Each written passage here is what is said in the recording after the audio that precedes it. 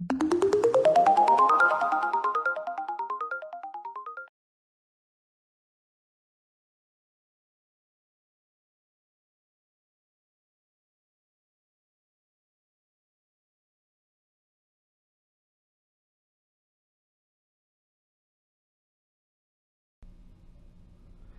nome é Carlos Alberto Buchpiguel, eu sou professor titular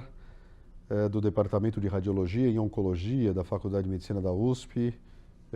e eu também sou diretor da Divisão de Imagem Molecular e Medicina Nuclear do Hospital das Clínicas, do Instituto de Radiologia da Faculdade de Medicina da USP. Sou coordenador do PET-CT e da Medicina Nuclear do Hospital Sírio-Libanês e do PET-CT do Hospital do Coração e vamos conversar hoje sobre o valor ou o papel da imagem molecular, no caso PET-CT ou PET-ressonância, em neuro-oncologia. Quando nós falamos em imagem molecular, o próprio nome diz, nós estamos aplicando biomarcadores ou biosubstâncias, biomoléculas, que são radiomarcadas, no caso do PET, da tomografia por emissão de pósitrons, para visualizar determinadas patologias no interior do corpo humano. No caso da neuro-oncologia, visualizar tumores cerebrais. Um dos grandes desafios da imagem molecular em neuro-oncologia, durante anos foi um dos grandes fatores limitantes ao crescimento da imagem molecular nesse campo, foi a grande seletividade, né, da barreira hematoencefálica, no sentido de evitar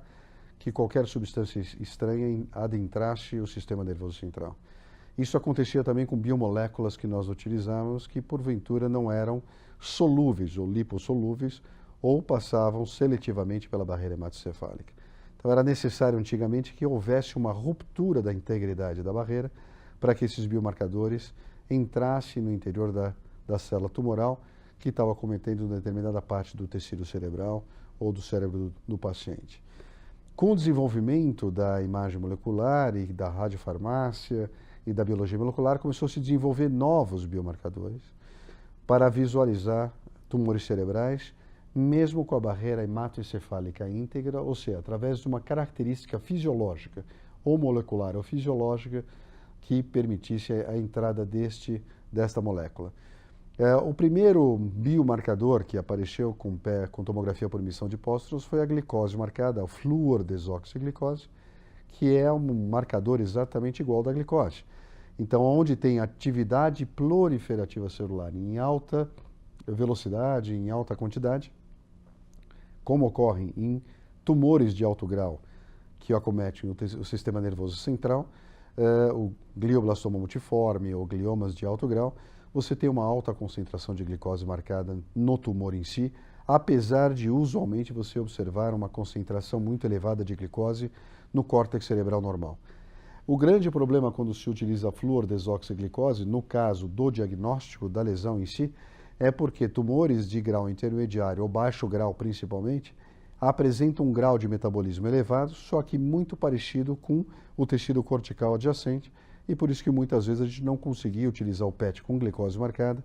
para visualizar esses tumores, seja no estadiamento inicial, seja no segmento pós-tratamento ou após avaliar consequências de um tratamento radioterápico, por exemplo, no sentido de diferenciar uma radionecrose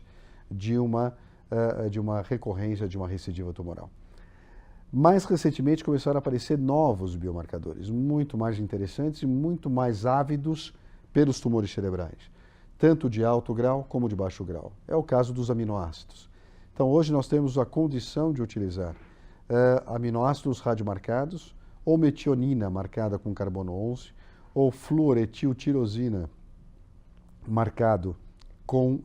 flúor 18, que é um marcador, que é um isótopo produzido em ciclotron de forma muito mais simples e que permite hoje localizar tumores com uma precisão quase próxima de uma ressonância magnética multiparamétrica.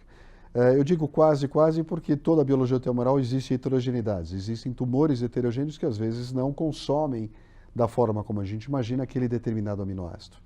Mas através de sequências mais dinâmicas e estudos mais funcionais, você tem hoje acurácias diagnósticas que beiram 90% utilizando esses aminoácidos marcados. A única grande desvantagem desse tipo de material é que ele tem que ser produzido em ciclotrons e esses fármacos têm que ser registrados como medicamentos e como a sua utilização ainda não é utilizada em larga escala e a ressonância tem um papel extremamente importante na avaliação do tumor primário, a sua produção ainda é revestida de alto custo, considerando que ele não tem uma grande abrangência de utilização clínica. Mas, em situações muito específicas,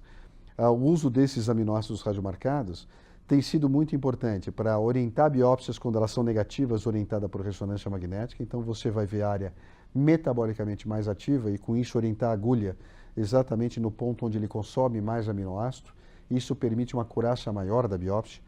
Ele vai permitir uma diferenciação melhor entre recidiva da doença e uma sequela actina, uma pseudoprogressão. Em situações específicas, a ressonância pode ter uma margem de falha diagnóstica, e aí o PET e a imagem molecular têm um papel extremamente interessante com esses compostos. E em situações mais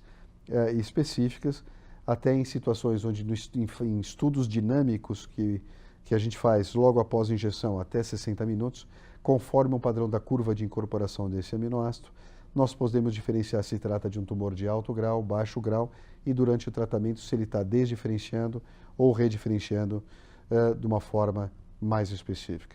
Então, a imagem molecular ela vem complementar a ressonância magnética no arsenal de dispositivos de imagem no diagnóstico de tumores, e ela está avançando para campos extremamente interessantes. Os mais interessantes é buscar biomarcadores de neovascularização, que são internalizados através de mecanismos de transporte intracelular, de domínio ou transmembrana ou intracelular, e marcando esses biomarcadores com isótopos emissores beta ou alfa, tratar gliomas ou glioblastomas que são refratários ao tratamento com técnicas convencionais de uma forma alternativa. Isso ainda é um trabalho muito preliminar, mas traduz o conceito teranóstico, ou seja, utilizar biomarcadores que são empregados para diagnóstico e, uma vez sensíveis para o diagnóstico, podem ser empregados para terapia quando outras alternativas mais consagradas ou validadas falham nessa proposta. Ainda são necessários mais estudos em fase 1, fase 2, fase 3, para trazer esse contexto da imagem molecular no papel teranóstico de tratamento dos tumores do sistema nervoso central. Muito obrigado.